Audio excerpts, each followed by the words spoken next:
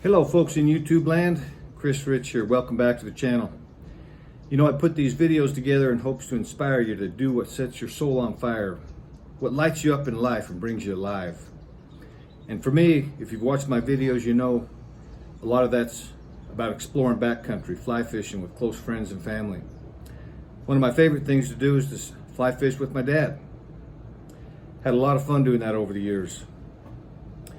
Well, I want to tell you what we've been dealing with over the last couple weeks, 2.5, 3 weeks.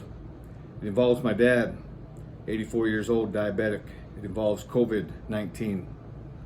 Been an emotional couple weeks for us, for sure. I'm not a doctor, I'm not a scientist, don't have a background in either, but I can share a real life story with you. I know there's tons of stuff on the news media about COVID-19.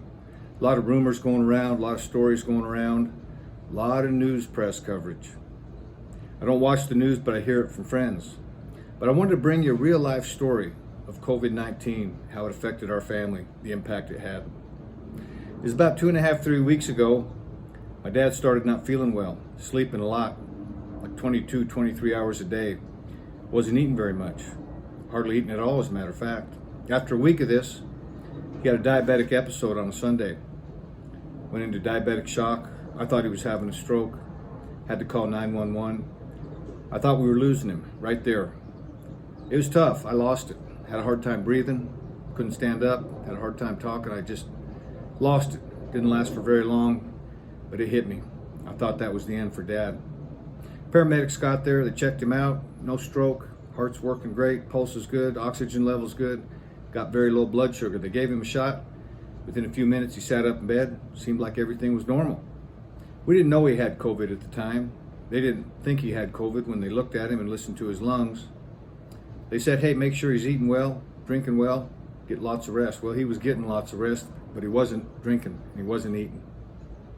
After another week of that, we had another diabetic episode. Had to call 911. And every day during that second week, he got weaker and weaker every day. My brother and sister, we all came together to support Mom and Dad, help Dad, try to get him to eat, try to be there with him, give him anything they needed. But every day he got weaker and weaker. Had a second episode on that Sunday. He didn't want to go to the emergency room. He'd heard stories that, hey, if you go to the emergency room, you're on your own. That's where all the sick people are. Going to sit in a waiting room for a long period of time. Well, that second Sunday night that he had that diabetic episode, my brother called down to the local hospital. Talked to the director of the ER.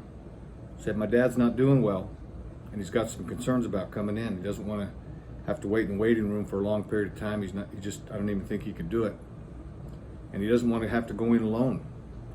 The director said, listen, I got 2 empty beds right now. If you bring him down, he can have one of them. And I'm going to make an exception and allow you to go into the room and be bedside with him the entire time. So Dad thought that was a good idea. They jumped in the truck, headed down to the ER. They got in, the doctor came in and talked to him, said, hey, based on your symptoms, what you're telling me you've got going on, I want to check you for a possible stroke, possible brain tumor, so I want to get a CAT scan of your brain. I want to check your heart for congestive heart failure, possible heart attack, any other stress on your heart. I also want to get a good x-ray and CAT scan of your lungs and see what's going on.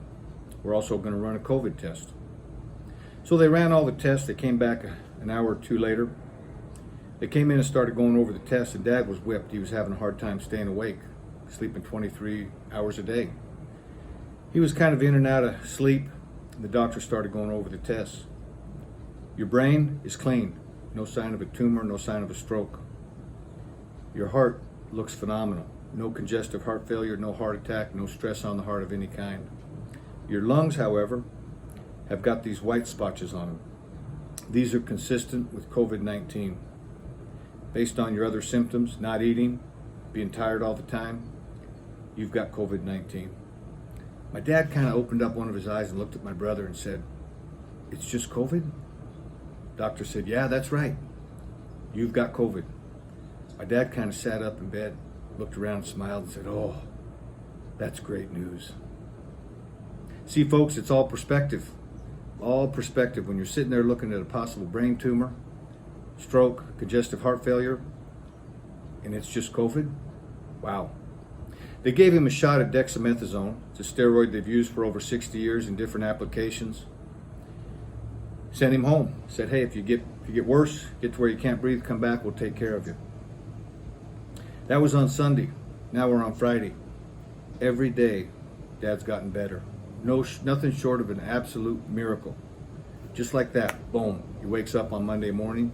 He's doing good. He's standing on his own. He's walking around on his own. He's eating a lot.